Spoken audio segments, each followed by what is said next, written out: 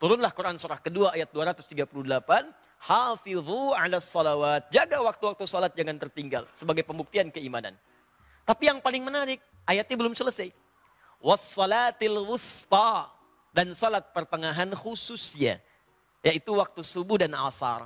Kenapa waktu ini sangat penting untuk diperhatikan? Baca hadis yang lain, kata Nabi, yata'aqabuna fikum malaikatul laili wa malaikatul nahari wa yajtami'una fi salatil fajri wal asri fasadu lillahi ta'ala. Hei kalian hati-hati kata Allah, awas beraktivitas hati-hati karena kalian dicatat diawasi oleh malaikat. Dimalu, ya awas hati-hati kalau sedang berbuat maksiat atau terfikir berbuat salah, terfikir berbuat maksiat, rasakan ada yang mencatat di samping kita. Kalau itu belum sanggup menghentikan maksiat Anda, rasakan akan diwafatkan di waktu itu. Apa mau wafat dalam keadaan maksiat? Anda ke kantor tiba-tiba ada orang nyogok. Rasakan saat menerima sogokan itu Anda wafat. Ya. Makanya tuliskan di buku-buku Anda, tuliskan di atas TV Anda, tuliskan di komputer Anda di atasnya maksiat wafat, gitu aja. Itu gampang tuh. Jadi begitu lihat TV itu acara gosip, maksiat wafat pindahin. Ya. Handphone tulisin maksiat wafat, kan? Begitu lihat gambar-gambar nggak bagus, wafat nih itu. Ya, pindahin. Itu paling gampang tuh. Nah, kata Nabi hati-hati dalam beraktivitas. Kalau ada amal soleh, jangan ditunda. Karena khawatir pahalanya nggak didapatkan. Ambil, dicatat. Begitu dikerjakan, 10 pahalanya. Quran surah 6 ayat 160. Man jaa bil hasanati falahu asyru amthaliha. Siapa yang mengerjakan satu kebaikan bernilai pahala, pahalanya 10 kali lipat. Di hadis Muslim, 10 kali lipat itu bukan sekedar 1, 2, 3, 4, 10. Di hadis Muslim disebutkan Anda datang ke masjid saja. Ini baru tiba di masjid ya. Misal Anda belum sholat, belum bergabung ta'lim, baru nyampe masjid dengan niat ibadah. Itu sudah dapat 25 kebaikan.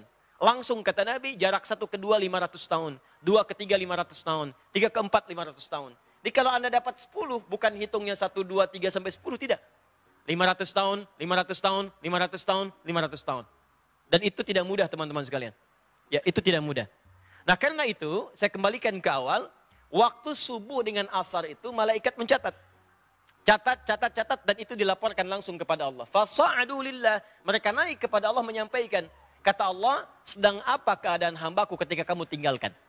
Nah kalimat ini ingat, kalimat ini menunjukkan bahwa Allah maha tahu apa yang ingin dikerjakan oleh hamba, apa yang sudah dikerjakan dan sedang dikerjakan.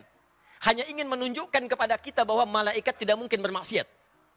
Ya, jadi Allah nggak nanya pun sudah tahu. Cuma Allah ingin menegaskan pada kita sifat malaikat tidak akan khianat. Akan menyampaikan seperti apa yang kemudian dikerjakan dan dituliskan saat mereka meninggalkan kita semua. Itu yang dimaksud Quran surah ke-66 ayat yang ke-6. Ya, paling kiri sebelah atas di mushaf. Malaikat itu la ya'sunallaha ma amarahum wa yaf'aluna ma yu'marun. Jadi jangan berharap Anda bisa nyogok malaikat. Tidak bisa. Ya. Jadi kalau malaikat sudah naik menyampaikan, disampaikan apa adanya. Maka kalau ada orang sholat disampaikan, ya Allah, saya tinggalkan hambamu, dia sedang khusyuk kemudian sholat kepadamu. Ya Allah, saya tinggalkan hambamu, dia sedang khusyuk tidur ya Allah. Ya, dalam tidurnya dia meninggalkan sholat dan seterusnya. Makanya waktu pertengahan subuh dengan asar harap diperhatikan. Dan ada ulama yang menyebutkan subuh dengan asar itu di antara doa-doa yang mustajab. Jadi begitu Anda berdoa, itu seketika nanti lebih mudah dijawab oleh Allah Subhanahu wa taala karena keadaannya langsung disampaikan kepada Allah. Ya karena itu khusus salat subuh itu ada ayat langsung mengatakan semua bacaan kita termasuk doa, termasuk istighfar itu langsung sampai kepada Allah, disaksikan dan dijawab pada saat itu. Ya, di Quran surah ke-17. Ya, ayat ke-78. Ya, paling kiri sebelah atas. Quran surah 17 ayat ke-78. Aqimis salata liduluki syamsi ila ghasaqil laili wa qur'anal fajri. Inna qur'anal fajri kana mashhuda. Ya, tunaikan salat dengan benar dari mulai tergelincir matahari zuhur sampai matahari terbenam datang malam isya. Setelah itu qur'anal fajri, khusus untuk salat subuh. Kata Allah, perhatikan dalam subuh kata Allah bukan hanya salat yang penting tapi semua bacaannya. Quran al-Fajri, semua bacaan di waktu subuh, ya kana masyhuda, langsung disaksikan oleh Allah dan semua malaikat. Jadi kalau Anda istighfar subuh ya, istighfar, makanya banyak sahabat Nabi termasuk Nabi mencontohkan ba'da subuh nggak langsung pulang. Ya duduk dulu, zikir dulu, bahkan sampai syuruk. Ya, ada yang berdoa, ada yang baca Quran, ada yang istighfar. Bahkan ada orang yang sebelum subuh sudah datang memenuhi masjid.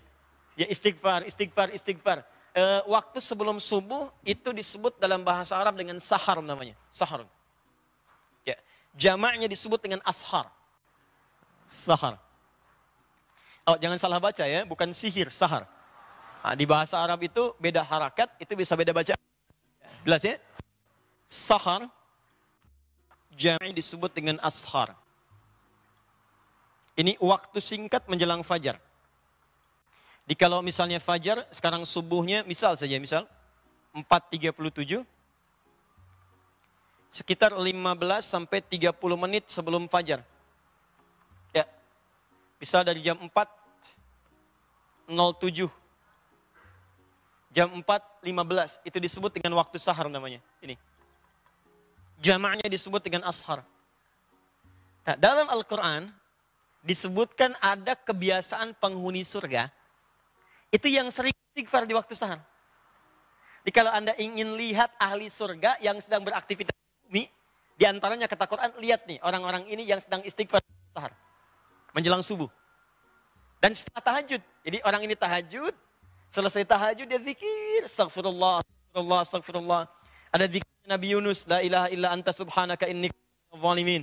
Ada zikirnya Nabi Adam, Rabbana zalamna anfusana wa illam taghfir lana wa tarhamna lanakunanna minal khasirin. Ya, ada zikirnya Nabi Muhammad SAW. Ya, astagfirullah, astagfirullah, astagfirullah. Allahumma antas salam, minkas salam, tabarakta ya dzal jalali wal ikram. La ilaha illallah dahu la syarika lah, lahul mulku wal hamdu wa huwa ala kulli syai'in qadir. Hadis Muslim, nomor hadis 571 sampai 573. Intinya istighfar. Astagfirullah, astagfirullah, astagfirullah.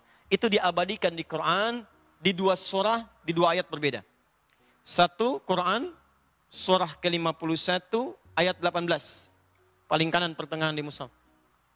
Nah, ini disebut ahli surga yang tinggalnya di surga spesial, di taman surga. Itu kebiasaannya di bumi sering istighfar di waktu sahar. Wabil asharihum yastaghfirun. Menjelang fajar mereka banyak istighfar kepada Allah. Ya, Anda bayangkan, saking paham mereka dengan waktu fajar, mereka nggak pengen terlambat. Sebelum fajar sudah datang. Nah, ini bedanya. Ya, maaf ya, saya ilustrasikan begini nih. Kalau ada pembagian sembako, ya, plus dengan uang satu amplopnya 500.000, langsung di masjid ini, pada jam 4.37. Pertanyaan saya, Anda datang jam berapa ke sini? Jam 3, jam 2. Demi Allah saya katakan, nginep. Dari sehari sebelumnya. Ya kan? Nah, ini ada pembagian ampunan dari Allah. Kenapa nggak dikejar? Ada barakah, ada rahmat, ada pengabulan doa, ada penghapusan dosa.